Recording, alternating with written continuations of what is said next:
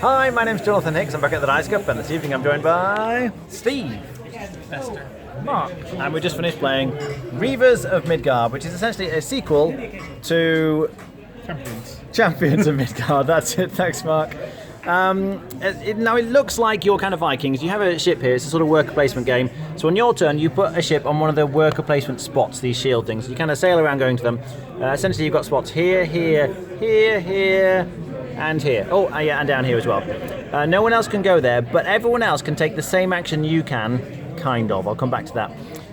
Although it looks like you're sailing around, subduing some territories and raiding keeps and things, really it's a Euro. It's just about getting points. They call it glory, but it's just points, and there's lots of different ways of getting points in this game. So you have a bunch of different kinds of resources. So food is very important, and you also have favour, which lets you re-roll the dice, which is a way you can mitigate some of the luck. But essentially, we'll perhaps start with the actual Reavers themselves, the kind of Vikings you can hire. You can go to this spot and you're going to get 2 Vikings. It's like a pair, you have to take them as a pair. And when you take them, you're going to get the all-important dice, if I avoid the light there. And then you can do one of the 2 things with this. So if I get these 2 cards, let's say, on my ship here, you can see I've got some dice and I've got spots for more dice. So when I get these 2 cards at the top left, you see I'm going to get 3 blue dice and a yellow dice. You kind of take them from the pile, you get to roll them, and you add them to your boat here, and then you're going to be able to use these, whatever they are, to do some of the other actions. But then you can either just get more dice by discarding these cards at the top right, or you can use their special ability actions at the bottom by adding them to your board. So if I take this one, for example, and I slide it under the raid villages action, it means whenever I raid villages in the future, I'm going to get 2 food. So there's a little bit of engine building. You can add the cards at the bottom, and it's going to get you extra stuff. So the Reavers are very important for building up an engine. Whoever goes there first, though, also gets 2 favour. The second person to go there around the table gets nothing, and a third and fourth. So there's a bonus for going first on this one. You can then go and subdue some territories if you want to.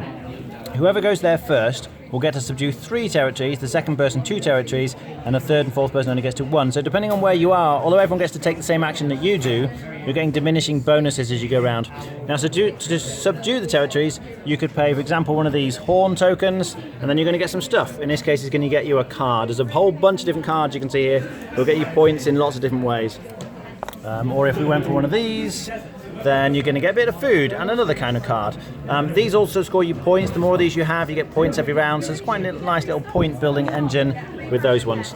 If you try to raid the keeps, you're paying some stuff, so you're paying a couple of food and the shield, so you do have to have the right symbols here. You have to have the shield. So interesting, when you get one of these Reavers, you can make him your leader, and then whenever you get a red hat thing, which I think is this symbol here, that would actually count as a wild. So I could use these as like this is a wild, and that would become my 2 shields. So then you're going to get cards from this, and this is a bit like set collection. So if I get these armor cards, for example, the more armor cards I have, you can see I'm getting increasing numbers of points. Or I can go for treasure cards, which is a different sort of set. But effectively, you're just trying to get sets. Or alternatively, you can try and conquer places. With these cards, you're going to get the dice. There's another way of getting dice. And then you can try and fight, effectively. And the way fighting works is you've got to spend hammers. So some of these dice will have hammers on. For each hammer you spend, you get to roll some black dice. So let's say I spent 2 hammers, I'd roll my 2 black dice. And then this is like your attack strength. So in this case, I'd roll 3. And to do this one, oh yes, I needed 3. And that would get me 3 points. That's the point symbol. And a castle. There's 3 main, you can see the castles are here. I think Mark was collecting the wall pieces. But essentially, whoever has the most gets a pile of points at the end of the game. And the more of these you have, the more points you get at the end. You just want to collect as many as you can of those kinds of cards. But if you are unlucky when you roll the dice, and you're getting blanks and things, you can spend these favour tokens to re-roll some of these dice and hopefully get what you need. So that's quite nice. So yeah, set collection over here. This selection of the board, you're spending the stuff, so you have to have a chest on your dice, plus food, and you're going to get 2 cards. And the cards do a couple of different things. Some of them are artifacts. So this one, for example, they go at the side of your board, where it says artifacts, and it's like an extra dice spot. So you can obviously fill up your ship with dice and you run out of slots, but this lets me put a particular symbol on here that I can use later. And then also, potentially, it gives you some kind of special ability. So it says, resolve the leader ability of 1 Reaver you acquired this turn. When you get the leaders, then they give you certain abilities here. So that's one kind of thing, an artifact. Some of them are just one-off things. You can just get points here, or you can get these special tokens tokens a bit like you can spend them like dice. So this could be a shield, and you flip it over. But at the end of every round, this comes back. So that's quite nice. Or you can go and conquer a farm, for example, get food. Or if you actually go and sort of take over the farm, you get a bit more food and some more tokens to get your points at the end of the game. And this terror, now I did quite badly on terror, but effectively the more terror you get, here we go, you're losing points in increasing amounts as you get more and more terror. So you want to avoid getting the terror if you can. This spot then here, there's a bunch of different things you can take which gets you resources, including you can get extra dice from this spot, and then also you can get these cards to just score your points at the end of the game. So for example, this one gets you 1 point for every pink card. These are these sort of pinky cards that you have at the end of the game. So as you can see, a lot of the different cards are going to get you points in different kind of ways, whether it's set collection, or points for having different sorts of things, or trying to get the tokens to get you points. Lots of different ways to get points. Oh, and of course, I forgot one of the most important things. You can go and fight, of course. You can have a battle at sea, you spend some food, and you have to match the symbols on the different monsters. So if you go and fight these guys, you need a ship, a hammer, and the sort of yellow wild eagle-y thing. And at the end, if you manage to spend those, you get some food and a big pile of points at the end. After 6 rounds, most points wins. What do we think? I think it's well balanced. It is a really nice mechanism that when you go to a spot, everyone gets to do that thing. And if you're like me, you can kind of look before you go somewhere. Can you go to a spot where 1 or 2 people can't afford to do it and they just have to kind of take a bit of food or take a dice or something? So you can kind of pre-plan, but also if you're looking to what the person to your right is doing, you're going to get that action not as good as they do, but better than the other 2 players. So on this particular game, Mark did a lot of one thing, and I got like this passive, second-handed, slightly better action than Jonathan Wester did. So that's a really nice mechanism. It felt quite chaotic.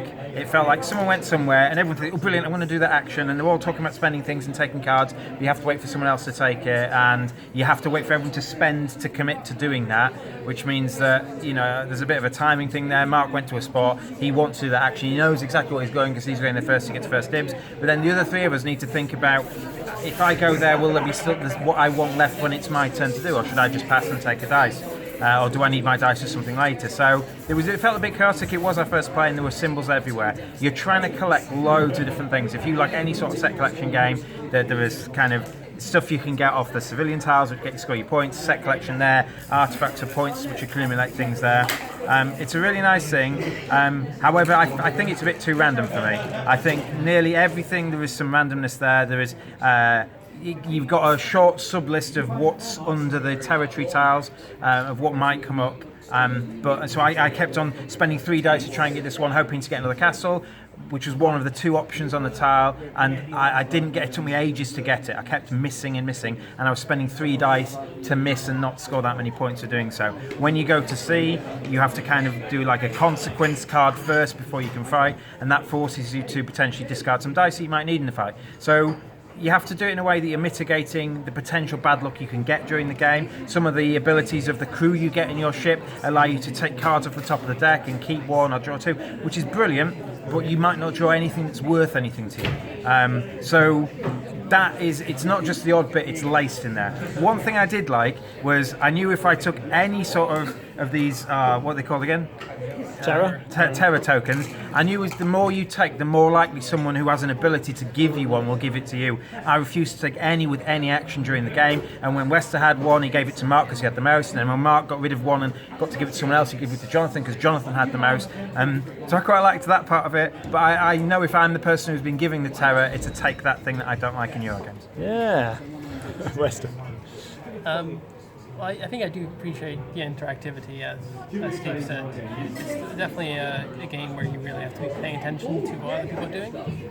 But then I think one downside I found is that just sometimes when I had my engine got going a little bit, then actually taking my action involved doing like 5 or 6 things, where I drew like a purple card, that's a new scoring thing I have to pay attention to, and I draw 2 yellows off the top.